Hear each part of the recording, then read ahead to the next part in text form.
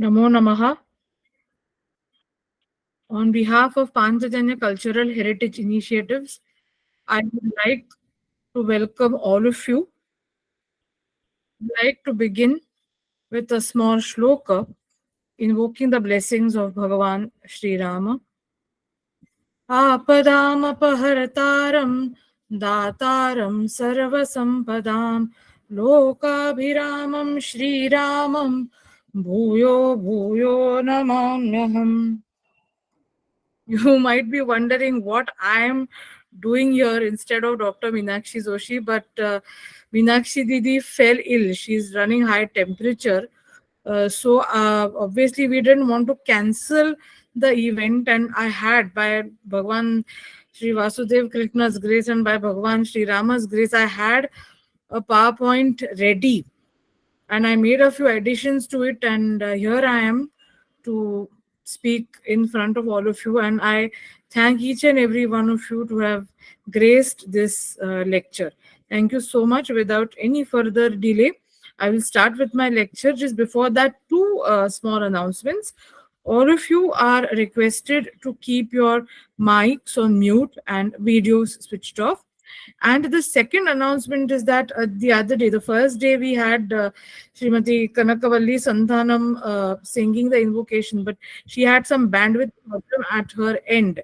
So we couldn't hear the invocation correctly. So we will be playing the invocation today after the lecture. The reason being that it concludes with a Bhairavi. So that will be like a fitting conclusion for the entire lecture series. So once my lecture is over, and if there are any questions, we'll take those questions.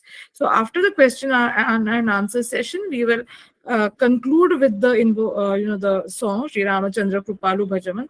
So I request all of you to wait in the meeting and listen to the song and seek Sri Rama's grace and blessings.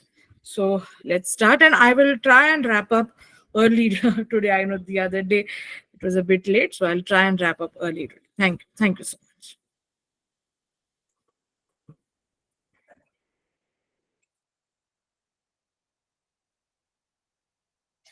Can the screen be seen?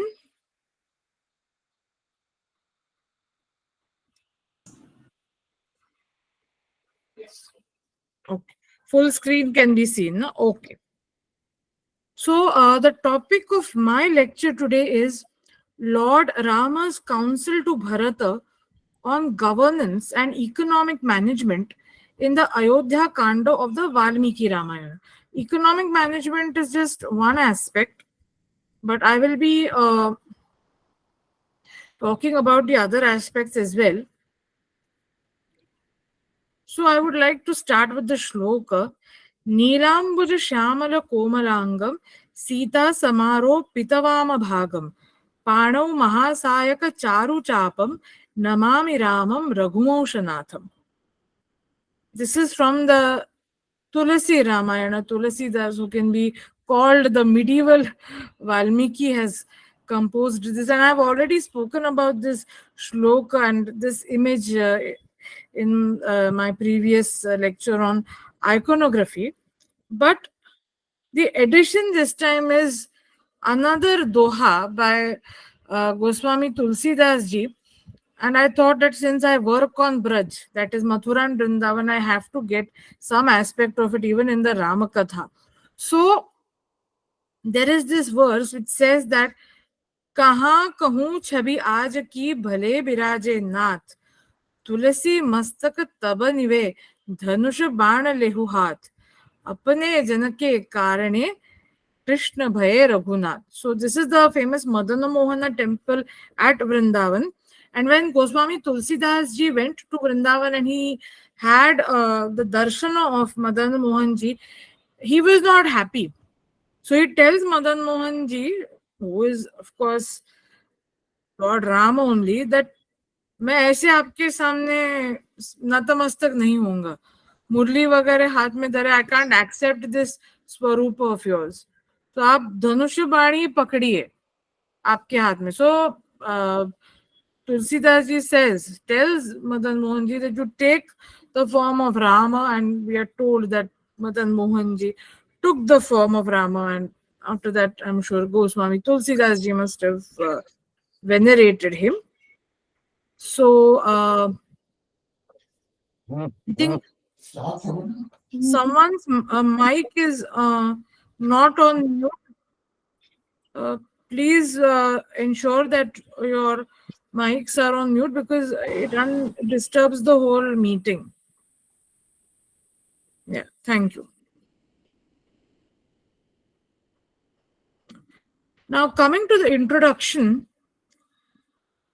we know that Bhagavan Rama left Ayodhya along with Sita and Lakshmana, and from Ayodhya, through various destinations, he traveled to Chitrakuta. And there at Chitrakuta, Bharata, along with a large army and the three queens of Dasharatha, Bharata comes to meet Lord Rama and to take him back to Ayodhya. And the other task before Bharata, which was indeed a very difficult task, was to tell Lord Rama about the demise of their father. So even before Bharata discloses the tragic news to Rama, we have in the 94th Adhyaya of the Ayodhya Kanda of the Valmiki Ramayana. This is as per the critical edition of the Ramayana published by the Oriental Institute, Baroda. Rama gives Bharata a long discourse on administration. Some people say that this is an interpolation and it actually does not have a proper context as such in the text. But I would just like to say that this particular discourse, this particular counsel, which Lord Rama delivers to Bharata, has some very important points which are relevant even today. They were not just relevant when this particular counsel, this particular monologue was inducted into the text. We are not sure when it was done, but could be in the early historical period or the early centuries of the Common Era. But the thing is, its value lies in the fact that it is relevant even today, till the present day. So Lord Rama tells Bharata about the duties of an ideal king and the code of conduct which he must adhere to in his public and personal life. So this is very important, that how a king, how an administrator has to be as a public figure as well as in his personal life, because in a way, if we see, both are related even today. I mean, whenever we talk about any political leader or even for that matter celebrities, one thing is their professional aspect, but so many of us are interested in what their conduct in their personal life is. So in such a situation, Lord Rama's counsel to Bharata is all the more relevant. So the aspects which I have covered here are the religious, political, war related, espionage, socio-economic, protection of animals, judicial, diplomacy, and the king's personal qualities. These are the aspects which I have covered. In fact, these are the aspects which one finds in the whole council. And at the end, I have given certain observations. So the texts which I have consulted are, of course, the Valmiki Ramayana, then the Shanti Parva of the Mahabharata. Now, even as far as the Shanti Parva of the Mahabharata is concerned, some scholars say that it was inserted in the medieval period. I am not getting into the accuracy और the logic behind such an argument मैं उसमें नहीं जा रही हूँ, पर थोड़े contents अगर हम कंपेयर करें तो शांति पर्व, अर्थशास्त्र, वाल्मीकि रामायण, मनुस्मृति, ये इन सब के कंटेंट्स मोर और लेस मैच होते हैं। पर ऑफ कोर्स मैं ये नहीं कह रही हूँ कि शांति पर्व मिडिवल पीरियड में लिखा ही नहीं होगा, ऐसा मैं नहीं कह रही हूँ। And I have taken one reference from Mahakavi Kalidasa's Raghuvamsham, and I have referred to certain inscriptions from the 3rd century BCE to the 5th century CE. So, coming to the religious aspect, Lord Rama tells Bharata that he has to adhere, he has to show adherence to the Vedic yajnas, to the Vedic sacrifices.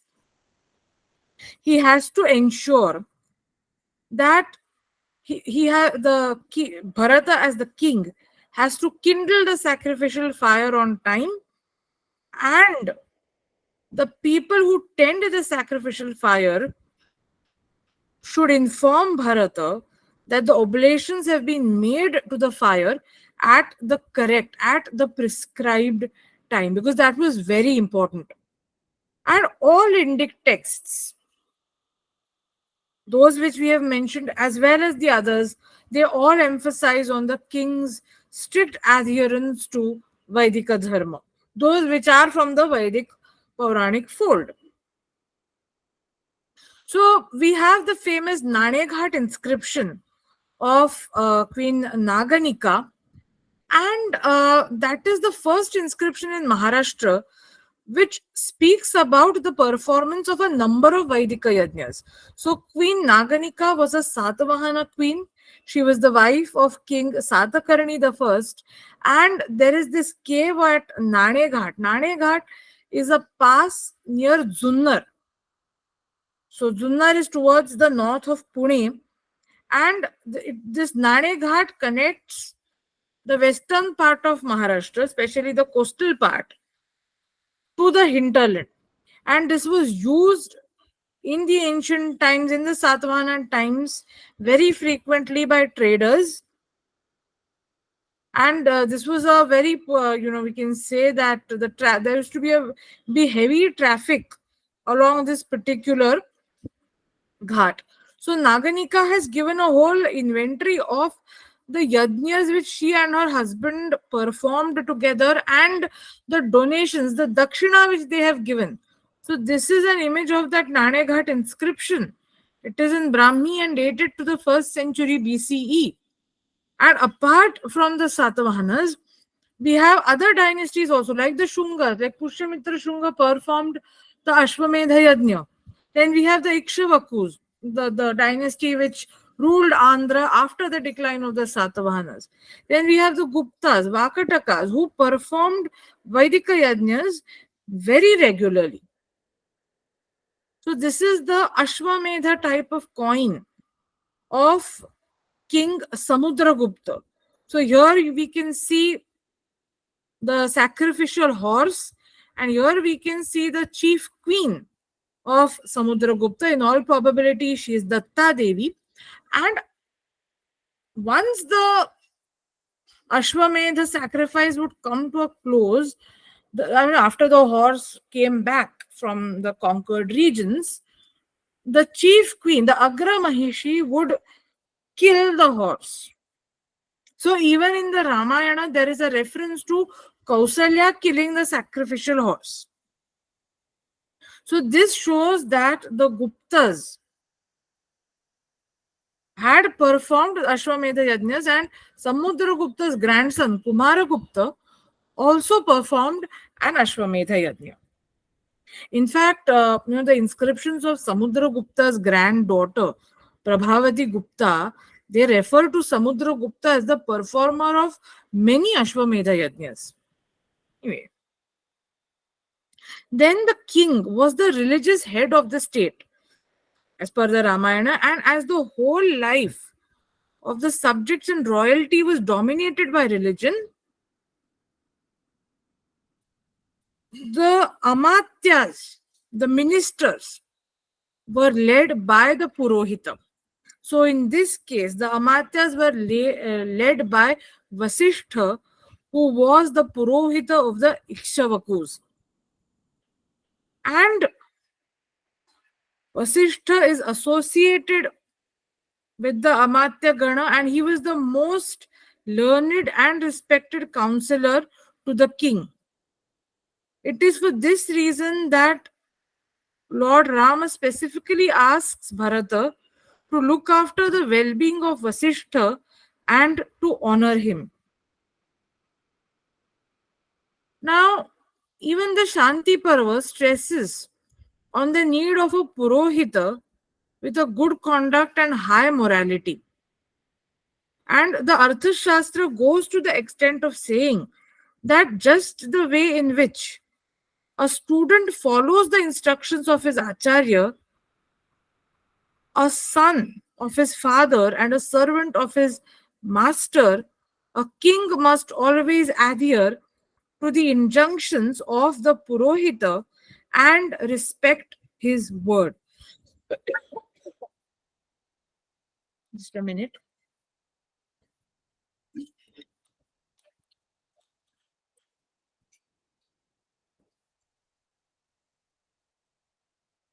And Lord Rama also tells Bharata to pay attention to temples and chaityas being shrines, and to ensure that they have adequate water supply. This is obviously for the conduction of various rituals.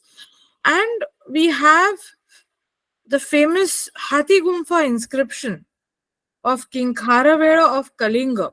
You can see that inscription in the photo where King Kharavela says that he looked after the Devayatanas.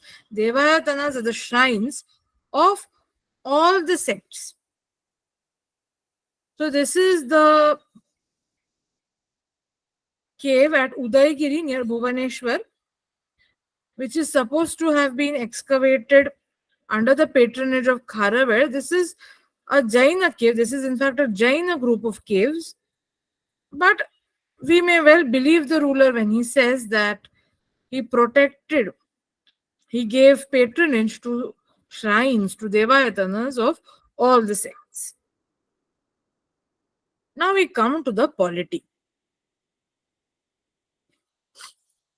There's a quotation that only hereditary ministers who were well tested for loyalty, honesty, and incorruptibility could be employed in the transaction of important business.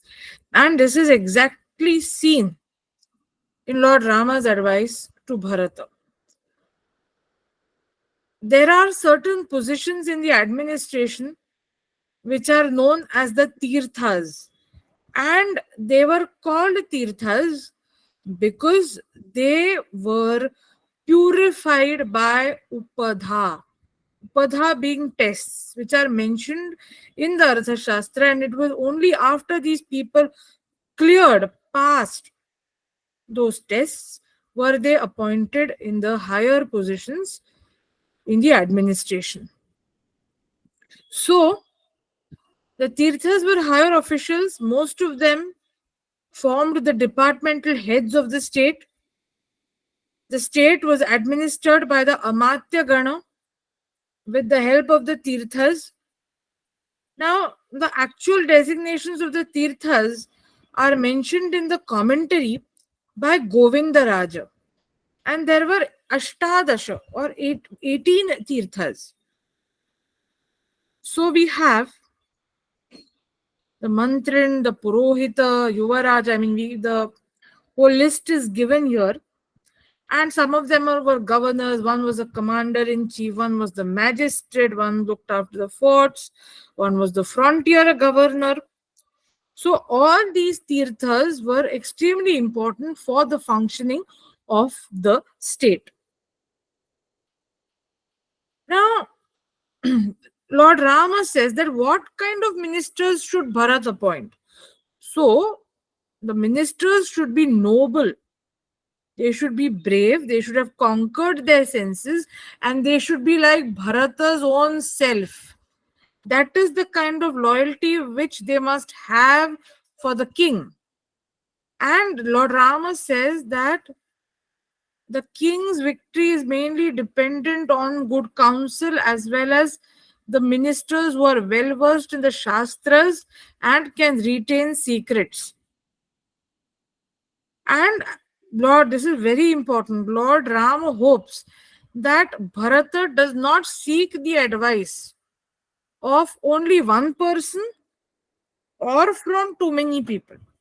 We all have this experience that, when we ask too many people, मैं क्या करूं, मैं ये करूं या वो करूं, all that it leads to is confusion, because each person is going to advise you as per his or her position in life, as per his or her inclination, orientation, and ideology in life. And if we take the opinion of only one person, then there is a possibility that we may be misguided. So we have to see. So if this is what common people like us also have to resort to, then Bharata as the administrator had to be very careful about the number of people from whom he was seeking advice. Then another important thing, the other kings of other kingdoms must know about the acts of Bharata, the acts which he has successfully accomplished, but not those which are yet to start.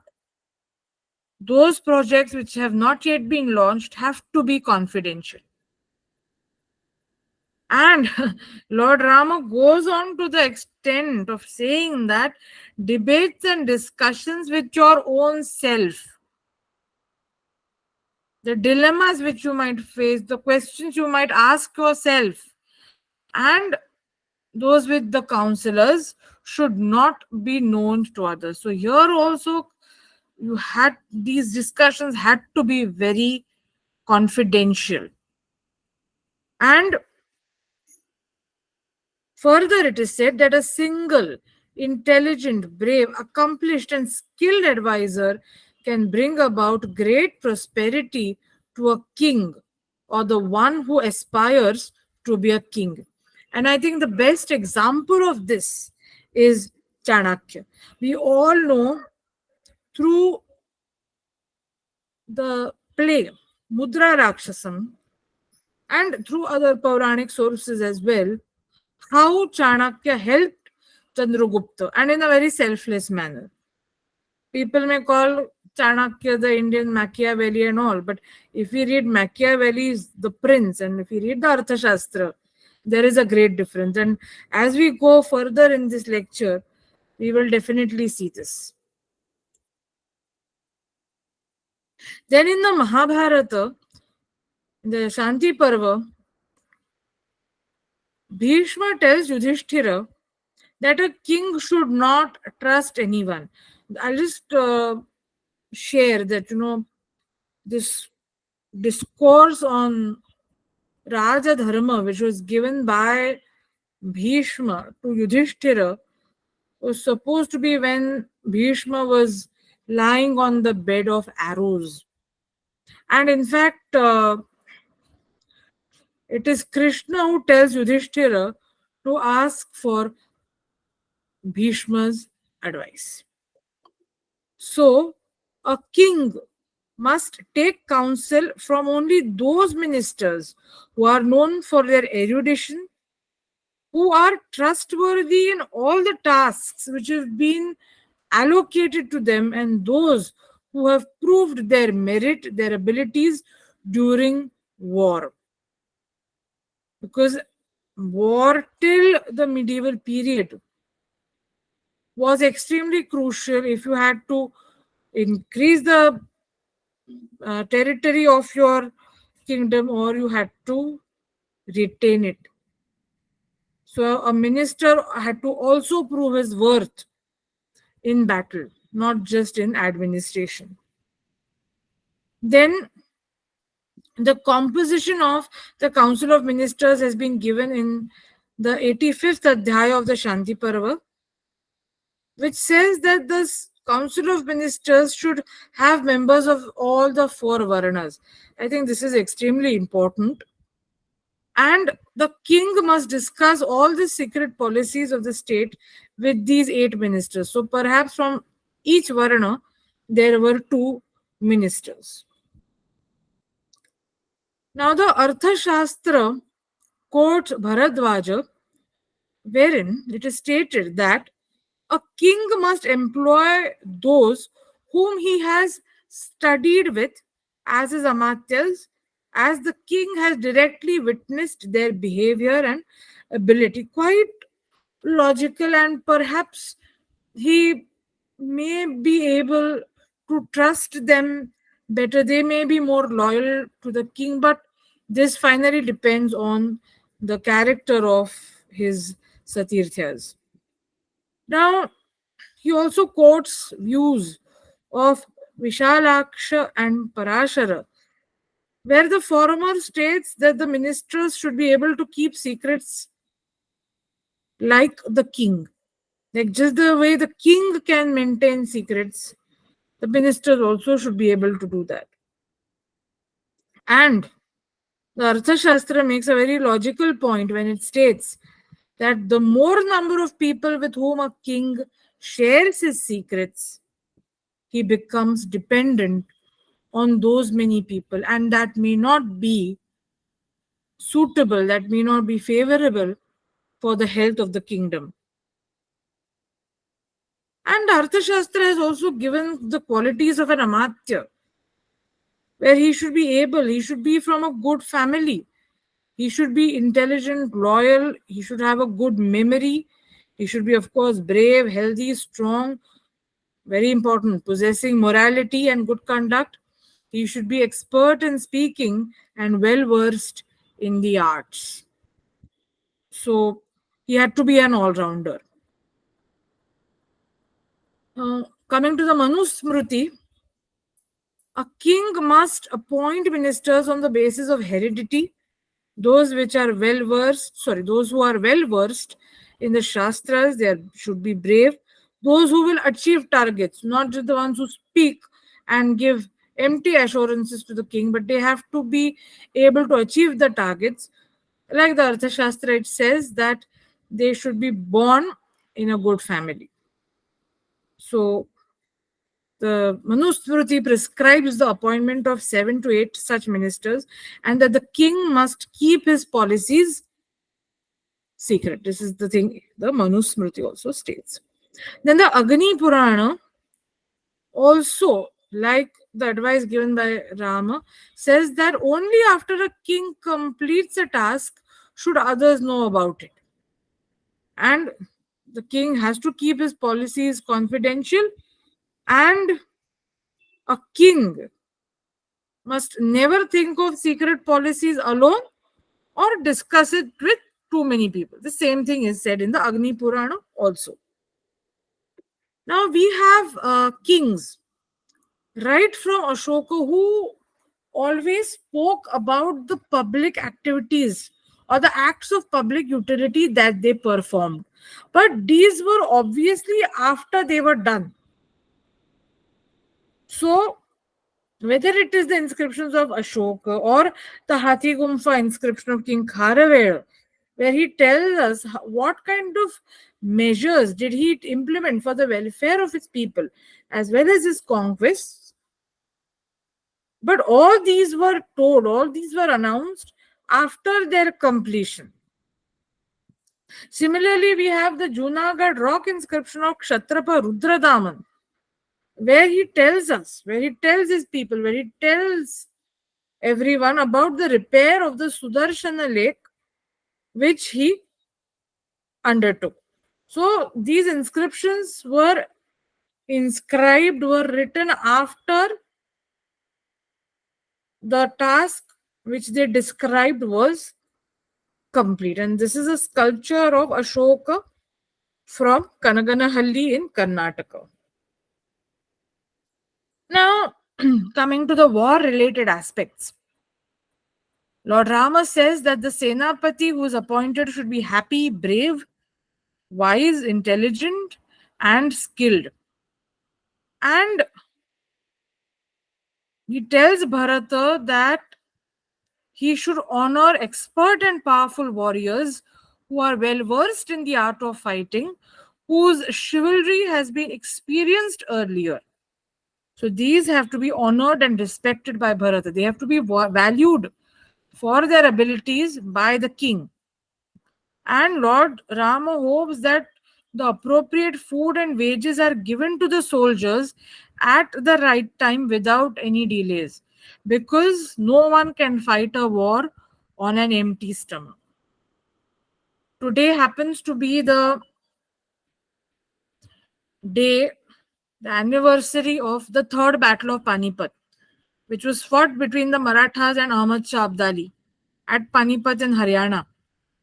And we are all aware that when the Maratha soldiers fought the battle, many of them, or rather most of them, were hungry. They were starved because Ahmad Shah Abdali had cut off their source, their supply chains of food. And that was one reason people, I mean, that's what historians say, that that was one reason why the Marathas lost. So no war can be fought on an empty stomach, and the soldiers have to be paid their salaries, their wages at the right time without any delay. Lord Rama gave a lot of attention to the distribution of rations and the salaries of the soldiers.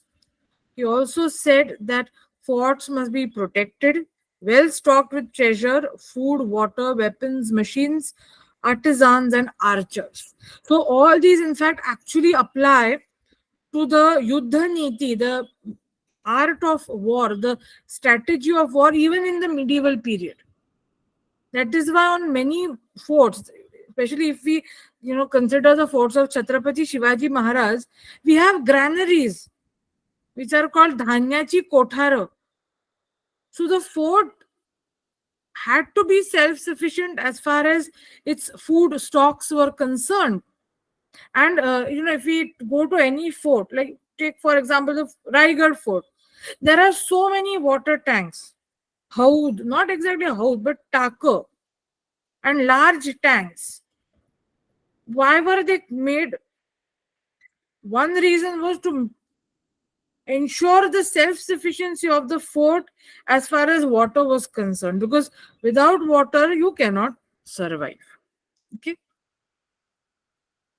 Then Durga, the fort was one of the six angas of the kingdom, and Durga also means a fortified city. It need not mean a hill fort. And there are types of Durgas like Nadeya, Parvata, Vanya, and Kritrima. These were all the Sthala Durgas, the land forts. And we know that Chhatrapati Shivaji Maharaj had a lot of Jala Durgas also. In fact, Dwaraka has been described as a Vari Durga, a sea fort, because it was supposed to be fortified with a enclosure wall. And next, the king personally chose the commanders in chief. Now, the king himself had to manage the military department with the help of his ministers, and he was the final authority as far as declaring war and peace were concerned. So, even if there was a commander in chief, the final authority, the final commander was the king. And the capital city had to be well fortified as described in Lord Rama's advice, and a standing army had to be ready to counter a siege. And Lord Rama categorically instructed Bharata to give special attention to forts. And the commander in chief was known by different names. He was called Senani, Senapati, or Sena Nayaka, and he was in charge of the whole army. The four segments of the army were under the supervision of the Senani. And the Senapati had to work under the orders of the king, and both of them had to take advice from the war council, and the kings had to be experts in Sama, Dama, Danda, and Bheda. This goes without saying. Now, coming to the Mahabharata, a person who knows when to declare a truce and when to declare war, the one who is well versed in the Dharma Shastras, the one who is intelligent, courageous, one who can keep secrets, one who belongs to a good family, and the one with a pure heart should be an ideal Amatya and a Senapati. So, whatever qualities were essential for a Amatya, more or less those same qualities were essential for a Senapati. Because as a Senapati, it is not just that you have to go and fight, you have to also manage the whole contingent. You have to chalk out the strategy, and any strategy is a part of management. And in addition, the Mahabharata says that the Senapati had to be the one who understands the vyuha formations, use of yantras. Now, whether those yantras actually existed or no is a matter of debate. Use of different kinds of weapons. He should be, this is very significant, he should be able to endure any kind of weather conditions, and he should be able to understand the loopholes in the enemy camp. Now, the Arthashastra says that one fourth of the total expenditure of the Durga and Janapada should be for the salaries of the employees. And in this, the foot soldiers were to be given a salary of 500 panas. The Manusmriti also discusses in detail about Durgas or forts. Then, connected to the polity, connected to the warfare, is the spy system or espionage.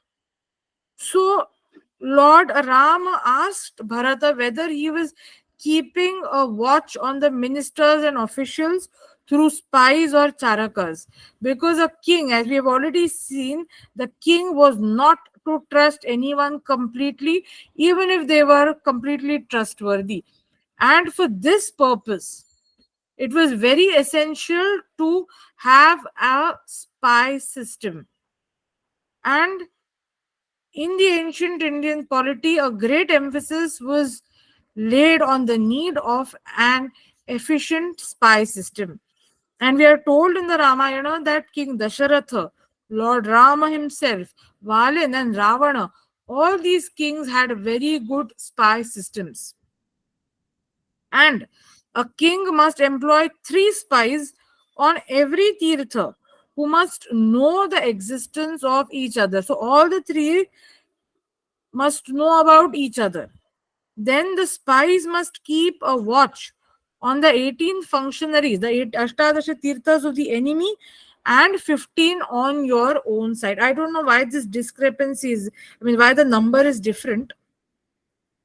And the spies, as secret agents, had to be responsible for breaking the enemy's army. And the spies were called charas, charanas, or charikas. They were called charas because they would move. Chara, charantite charaha. And the kings and the commanders, the army commanders, greatly depended on the espionage system to understand the strong points and shortcomings of the enemy army and their movements. Because only once you knew both these things could you plan your war strategies, you could plan your moves. And the spies had to have full loyalty to the king and were to keep the king updated about all happenings in the kingdom and the people's opinions about the king. And the king had to be informed about the dissent among the people. Very crucial. And the Mahabharata says that only that person is suitable to get the kingdom whose spies, secret policies, tasks are not known by the enemy. And it says the same things more or less. And the Mahabharata, however, says that the spies must be appointed in such a way that they will not recognize each other. I think this is also extremely important. Now, I think as far as the description of the spy system in ancient India is concerned, there is no alternative to the Arthashastra. So the 11th adhyaya of the first Adhikarana talks about the Gudha Purushotpatti, and Kautilya lays down that 9 kinds of spies should be appointed by the king. Here, I would like to state that I was extremely fortunate that when I was learning Sanskrit at the University of Mumbai, this whole Gudha Purushotpatti was taught to us by none other than Dr. Asavari Bapat ma'am. And Bapat ma'am is one of the leading experts of the Kautilya Arthashastra in India. So the way she explained everything and the way she connected it to the modern times was amazing. And I really consider myself fortunate that I got a chance, and not just me, but all my classmates who were there at that time in that batch. I think we are all very fortunate that we got to learn the whole spy system of Kautilya under the guidance of Dr. Asavari Bapat ma'am. So, special gratitude to her. So, going ahead, there were basically 2 kinds of spies which Kautilya talks about. One was the Sthai category, which were the stationary spies, and the others were the charas. So the stationary spies would be stationed in one particular place, whereas the charas would move around in the palace or outside. Then, as it is said already, the king had to appoint spies to keep a watch on the mantrin, the purohita, yuvaraja, and senapati, and of course the others also. Even the Samahartru, because he is the collector of taxes. I mean, there were many such Samahartrus, but they were handling the money. So there was every possibility that, they may manipulate something. So a spy had to be even kept to keep a watch on the Yuvaraja, because we have so many incidents even in ancient India where a prince imprisoned his father and killed him ultimately. We have the example of Ajata Shatru imprisoning Bimbisara. We also have, if we have to take a case from the Itihasa Purana tradition, we have Counsel imprisoning Ugrasena. So we have so many such examples. So even the Yuvaraja couldn't be trusted. And obviously, he was the heir apparent, and there might be a possibility that he was so hungry for power that he was not even ready for the king either to abdicate or to go become one with the Panchatattva. Anyway, and the Manusmriti also says the same thing, that spies have to be appointed to know about the movements of the enemy. Now, in one of the inscriptions at Girnar, Ashoka, Emperor Ashoka, speaks about Prativedana. And this was knowing the grievances of the people, news about the administration and happenings around the empire. And these people, these reporters were the Prativedakas, who had to keep Ashoka informed about the happenings in his empire, even if he was in the Antapura having his meals, in the cow pen, in the palanquin, or in the park. So he could be anywhere. He could be, not even in the royal court, but he had to be kept. He had to be kept updated with whatever was happening in the state. Now, coming to the socio-economic aspects, the king's main duty was to see that all the 4 Varnas performed their respective duties. This is also stated in the Shanti Parva and reflected in the Bhagavad Gita. Rama says that Bharata has to ensure that the Brahmanas, Kshatriyas, and Vaishyas are engaged in their respective vocations. This is explained in detail in the other texts also. Then Rama inquires about the mines in Ayodhya while advising Bharata and about the reception of income from the mines. Similarly, taxes, tributes, and royalties have been mentioned as the main source of income in the Ramayana, and the kings had to spend their wealth also on sacrifices and religious ritual. Uh, can you see me, or has the screen?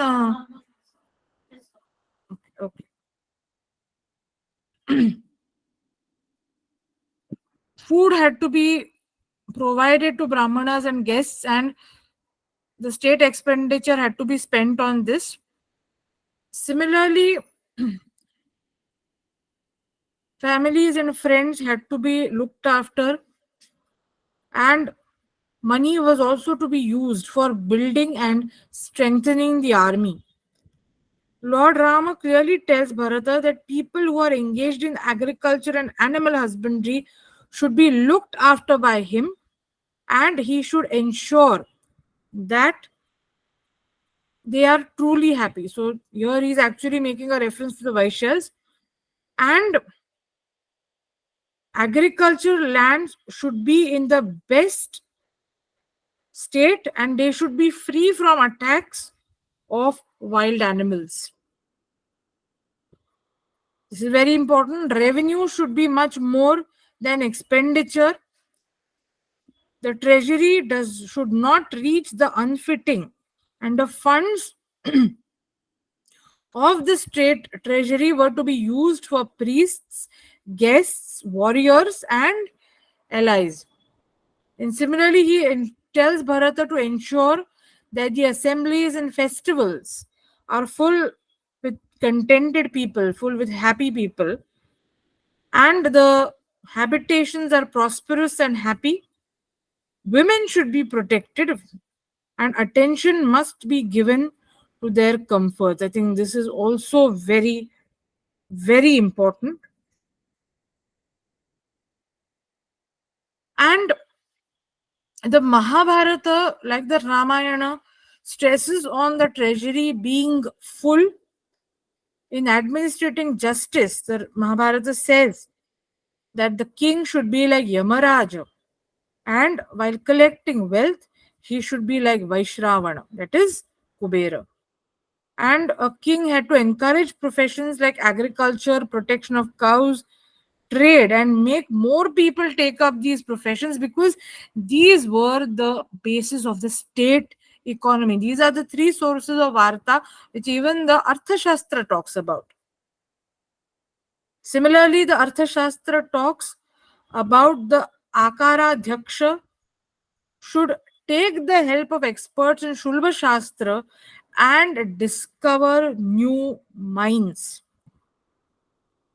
And signs have been given in the Arthashastra as to how to detect the presence of mines.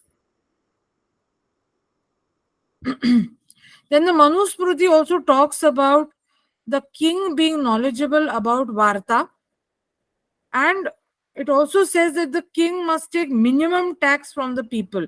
See, in Indic culture, a king who extorted excessive taxes from the people was to be condemned. Then the Agni Purana also says that the king should be aware about Varta, that is agriculture, animal husbandry, and trade. And similarly, it also says, the Agni Purana, that is, that the king must always look after the weak, the orphans, the aged, and widows, and make arrangements for their livelihood.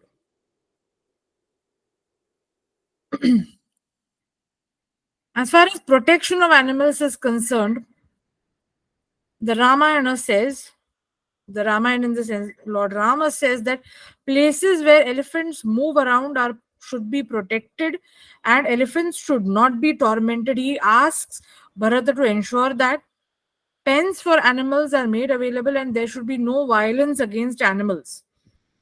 Now, coming to Ashoka in his Shahabaz Gadi Rock Edict, he puts a ban on the killing of animals. and only a limited number of animals were to be killed in the royal kitchen for soup or curries. And actually, the number had come down to only two peacocks and one deer. And later, he declares that this killing would also stop. And he talks about the various measures, Ashoka talks about the various measures that he took for the well being of people as well as animals. And he says that killing animals is not a good thing. And in the Delhi Topra pillar, he says that he banned the killing and sale of certain animals when he completed 26 years of his reign. And on certain days, like Ashtami, Chaturdashi, Panchadashi, animals were not to be killed. And the Arthashastra gives an example of Damodbhava and Kartavirya Arjuna of the Hayya dynasty by stating that they were destroyed, both these kings were destroyed as they ill treated animals because of their insolence and arrogance. So, not just people, but animals also had to be protected. Then I think I will skip this judicial because we are running late. Um, okay, I'll speak in brief about diplomacy. A king, that is your Bharata, must appoint someone who is learned, accomplished, talented, and speaking what should be spoken as a duta.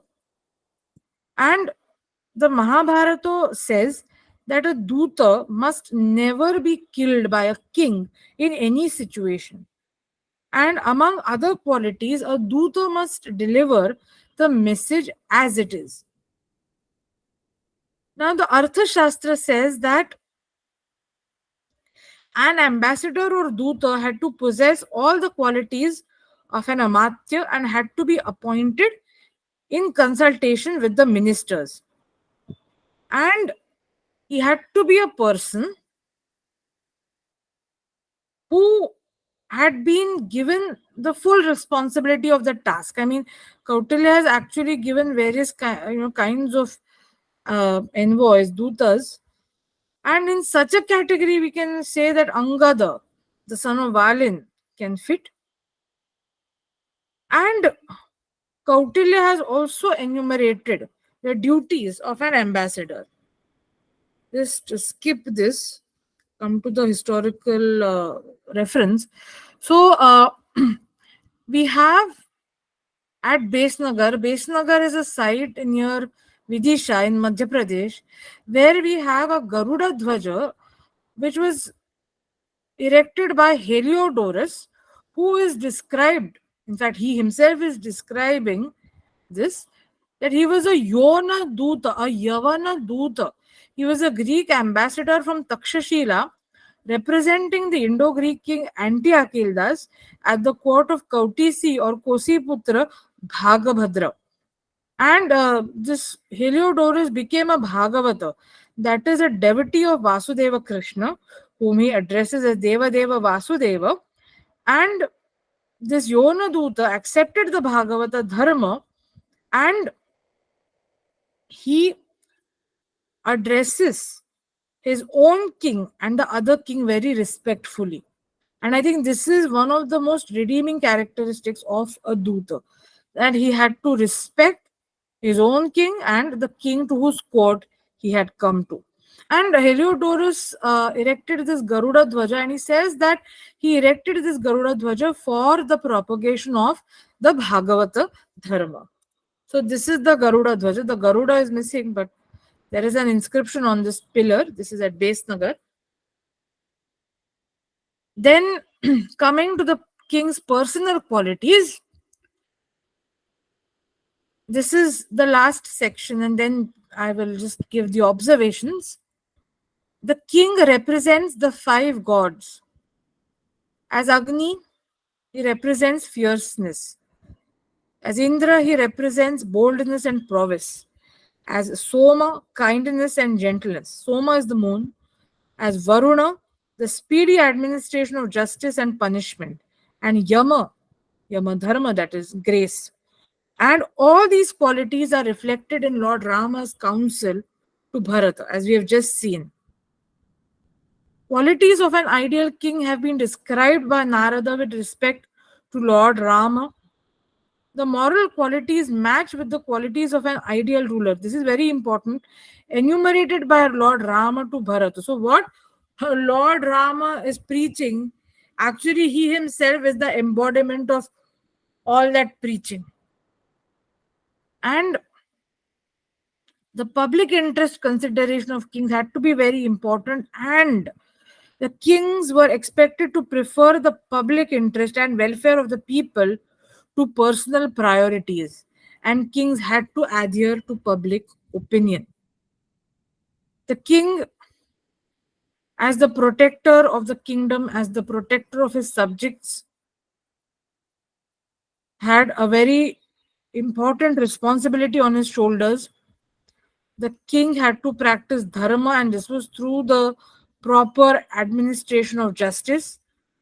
Dana, honoring the worthy and respectful. So, Rama tells Bharata to honor Vasishtha and Sudhanva, and the king had to administer impartial justice. These were the basic expectations from the king, and he had to be in full control over his senses. And Lord Rama also instructs Bharata to avoid 14 kinds of sins for kings, and some of these are given here. And the king had to give equal time to dharma, artha, and kama. Kama was for progeny. This is said about even Rama's ancestor, Rama's great great grandfather Dilipa also, that for the kings of Raghuvamsha, Kama was for progeny, it was not for enjoyment. And similarly, the Mahabharata also emphasizes on the king being a Jitendriya, and is compared to Himalaya, just as Himalaya is lofty and stable. In the same way, the king had to be lofty and stable. And a king had to always first win over his own mind and then win over his enemies. And in fact, the Mahabharata says that how can a king who has no control, over his senses win over the enemies? This is what Bhishma says. And only a Jitendriya king can win over the enemies. Then the Arthashastra is also talking about the same thing, and it gives examples of various kings who had vices, and kings like Ambarisha who could avail of the worldly life forever as they had controlled their senses. Then coming to the observations, the Raghumansha says that just as the moon by its power to delight is rightly called Chandra, and as the sun by its diffusing heat is correctly called Tapana, so he, by pleasing his subjects, was justly called Raja. Raja Prakriti Ranjana. This is a very famous definition of the position of a Raja. So he has to seek the welfare of his Prakriti, that is Praja. So an ideal king was projected even in Kalidasa's Raghuvansha through the qualities of Raghu, who was the great grandfather of Lord Rama and Bharata. So Lord Rama is the ideal ruler. The Ikshvakus have an unblemished record of just governance, and Lord Rama is the embodiment of these values. And these are values, not whatever we have seen in this particular presentation. These are values not just for the Ikshvakus, but for the entire Indic civilization. Lord Rama's top priority, even during his exile, is the welfare of his people. He wants to ensure that Bharata rules wisely and justly. Lord Rama's counsel is not out of context. Lord Rama was possibly aware about the death of his father and the political vacuum created because of his exile. This is just a probability. I cannot say this with certainty. Power is not prime. What is important is the responsibility towards people, and their happiness was supreme. Indic civilization has never, never promoted absolute monarchy. It has always promoted, highlighted, underlined responsible monarchy. And this particular council is a shining example of responsible monarchy. And we know in the Uttarakhand that how Lord Rama left his own dear queen and deprived himself of the company of his children, gave his own beloved brother Lakshman, and all this was to retain the trust of his people. Of course, his treatment to Sita is can be questioned. I'm not saying that what he did was the right thing. I am in no way justifying that. Now, even in the current situation, the discourse stands relevant, and unfortunately power politics has to some extent taken control of the whole political system. But I think now gradually things are changing a bit, and I think this whole Rama Mandir which is coming up in Ayodhya is in a way a product of a mass people's movement, if I may use the term. And it signifies, in a way, the wishes, the aspirations of the majority of the people in the country. And that is finally what democracy is all about. And we have a coherence of statements on in the texts considered, whether it is Arthashastra, Mahabharata, or Ramayana, or Manusmriti, or Agni Purana, the ethos that we see is the common cultural ethos. So we see these texts reflecting the ethos and spirit of the Indic civilization. So we have unity of thought and cultural values, and this remained constant over the centuries, and this is the very foundation of our civilization. So Rama Rajya was a reality in the Treta Yuga, but we can at least strive to achieve some of its ideals in the present times. So Lord Rama, in fact, has covered all the aspects of administration in his advice.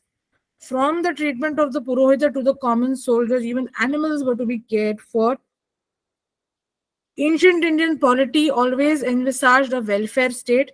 Lord Rama's advice to Bharata encapsulates this very idea, and Lord Rama's own rule was the epitome of this counsel. He lived by and actually lived his ideals, and a king has to lead by his own examples. And we get the description of Ramarajya in the Valmiki Ramayana also, and in the Hari Vansha also. And finally, the whole summum bonus, the whole core, the essence of what Lord Rama tells Bharata, instructs Bharata, is reflected, is enshrined in what Kautilya says, that Praja Sukhe Sukham Rajnyah Prajanam tu Hite Hitam Na Atma Priyam Hitam Rajnyah Prajanam tu Priyam Hitam. A king can win a kingdom. And the Agni Purana, in fact, says that a king can win a kingdom, the entire earth, and Lakshmi because of the love of his people. A king must always keep his people happy and content. And as Kautilya has rightly said, the happiness of the king, the welfare of the king lies in the happiness and welfare of his people. And we have seen how Kautilya's instructions on Raja Dharma were based on sound Indic values and not any selfish game. So he doesn't deserve the title of Machiavelli. And all our texts which have been discussed enshrine, represent, embody a common cultural Indic ethos. Thank you so much for your patient listening.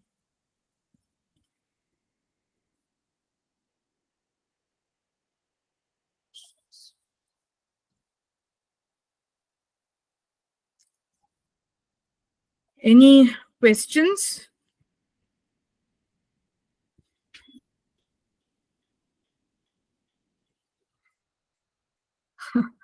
No questions?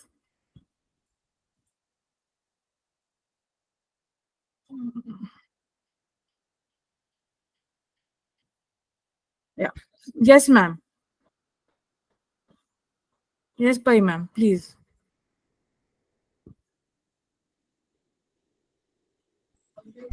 Yeah, by mistake I pressed it. No questions. Okay, ma'am. Okay. Anyone else who has a question? Yes, Rinku, ma'am.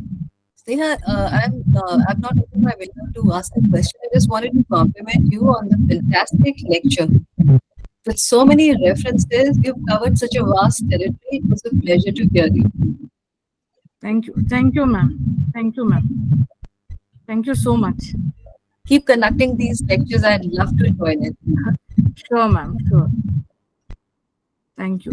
So, if there are no questions, I'll just play Kanakavalli Ji's. Yeah, I've just one question. yeah. Will it be possible to put the three lectures on YouTube or sharing the presentation with the Uh, members who are here? let's see. Let's see. I haven't decided. Let's see. If it is possible, because the type of things which have been discussed here, I think they require two or three revisions to really Okay. fully absorb them. Because a Okay. lot of research has gone into this work, and the absorption will take some time. Okay. Let's see. Let's see.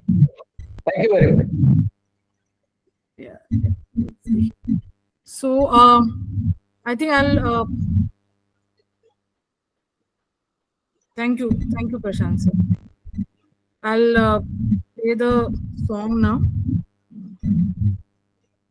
So before I play the song, I would like to thank uh, our speakers, Dr. Deepali Patwardkar and Dr. Meenakshi Joshi, who very readily agreed to give lectures for this online lecture series, to deliver these lectures. Unfortunately, Meenakshi ji couldn't make it today, but I'm sure we'll be able to listen to her in the very near future, and we pray that she recovers very quickly. And I would also like to thank Kanakavalli Santhanam ji for having rendered the bhajan Shri Ramachandra Kripalu in her mellifluous voice, and to have specially recorded it because she was feeling very bad that she couldn't present it well that day because of the internet connection problem. So she has sent the recording. So I will now play it, and thank you to each and every one of you, and my sadar pranams, my sadar namaskaras to each and every one of you. Thank you so much. Thank you so much.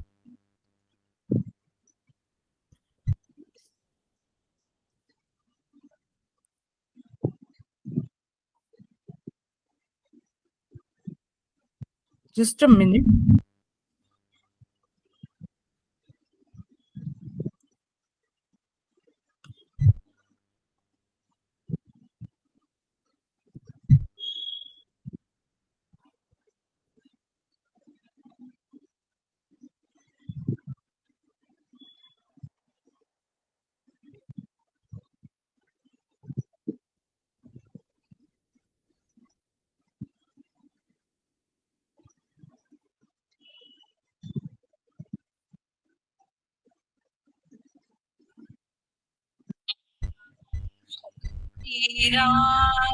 Can you hear? Yeah, yeah.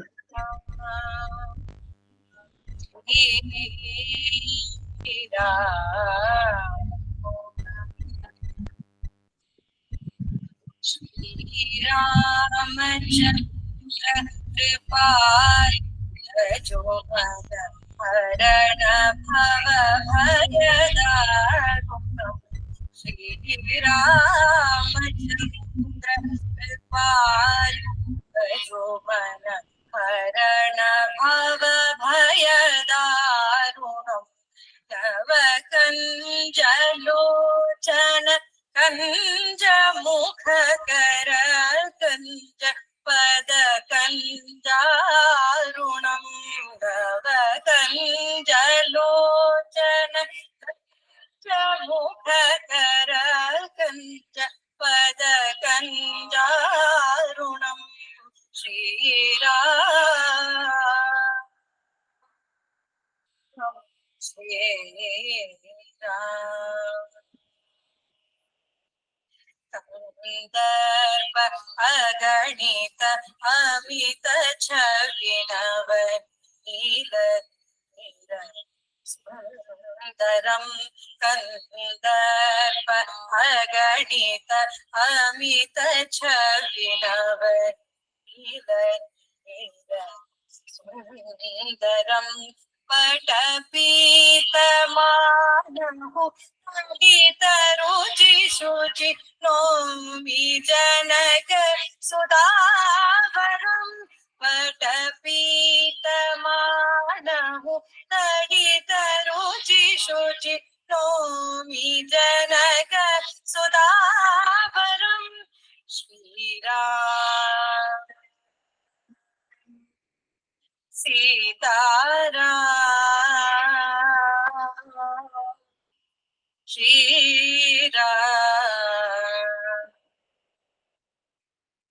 भजो दीन बंधु दिनेश दानव दैत्य वंश निकंदनम भजो दीन बंधु दिनेश दानव दैत्य वंश निकंदनम रघुनंद आनंद कंद कौशल चंद दशरथ नंदनम रघुनंद आनंद कंद कौशल चंद दशरथ नंदनम श्रीराम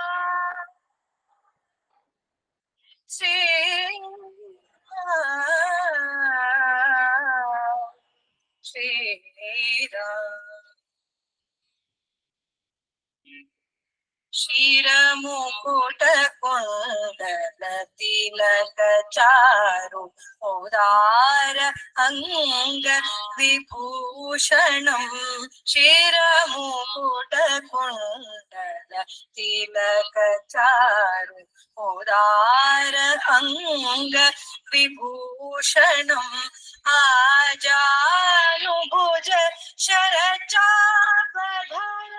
संग्राम जित खर दूषणम आजानुभुज शरचापधर संग्राम जित खर दूषणम श्रीराम श्रीराम श्रीराम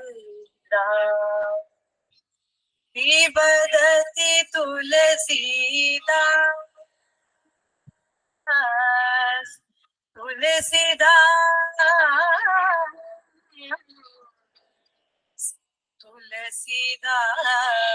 तुलसीदास इति वदति तुलसीदास शंकर शेष मुनि मनरंजनम इति वदति तुलसीदास शंकर शेष मुनि मनरंजनम मम हृदय कंजनिवास हे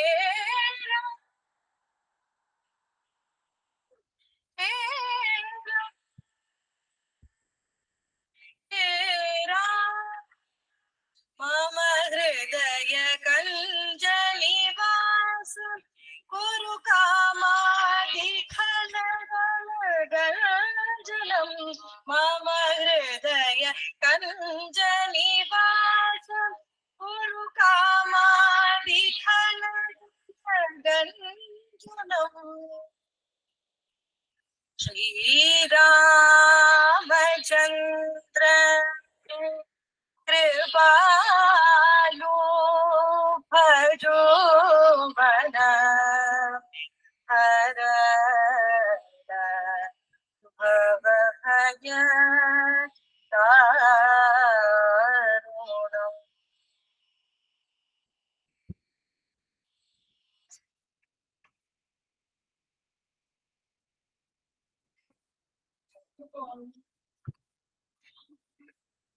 Thank you so much.